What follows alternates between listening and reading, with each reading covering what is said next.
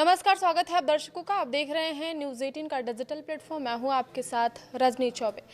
केंद्रीय कर्मचारियों को जल्द ही सैलरी बढ़ने की खुशखबरी मिल सकती है। दरअसल जुलाई में डीए यानी महंगाई भत्ते की समीक्षा की जाती है। इसका ऐलान अक्टूबर में किया जाता है। उम्मीद है कि जुलाई में डीए 3 से 4% बढ़ जाएगा। हालांकि पिछली बार इसमें सिर्फ 2% का इजाफा हुआ था। क्यों मिलता है डीए? महंगाई से निपटने के लिए केंद्र सरकार अपने कर्मचारियों और पेंशनर्स को महंगाई भत्ता देती है। यह कर्मचारियों को बेसिक सैलरी के ऊपर से दिया जाने वाला भत्ता होता है। इसकी समीक्षा हर 6 महीने में एक बार की जाती है, यानी साल में 2 बार कर्मचारियों की सैलरी महंगाई भत्ते के माध्यम से बढ़ाई जा सकती है।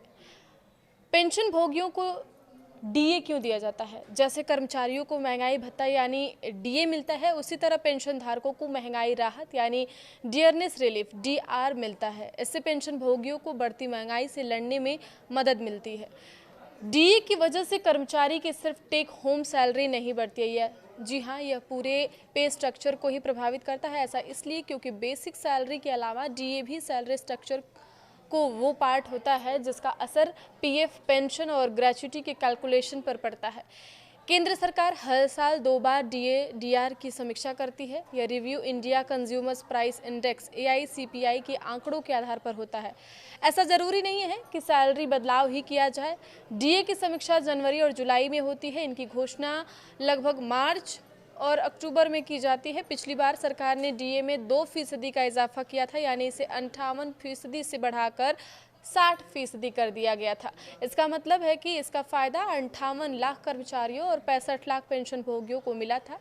इस बार AICPI की आंकड़ों को देखने को 3 से 4% की वृद्धि की उम्मीद जताई जा रही है। असम, अरुणाचल प्रदेश, तमिलनाडु, ओडिशा और उत्तर प्रदेश ने अपना डीए बढ़ाकर 60% कर दिया है। पश्चिम बंगाल ने अक्टूबर से 20% बढ़ाकर इसे 38% पर पहुंचा दिया है। महाराष्ट्र ने पुराने डीए बकाये के लिए 800 करोड़ के ज़्यादा मंजूर दिए हैं। डीए बढ़ोतरी केवल केंद्रीय या राज्य कर्मचारियों की नहीं होती है।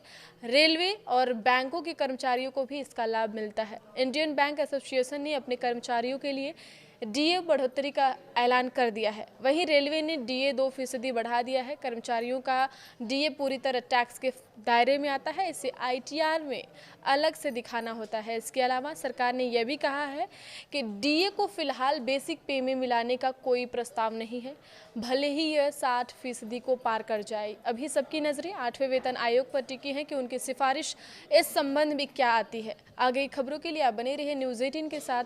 धन्यवाद।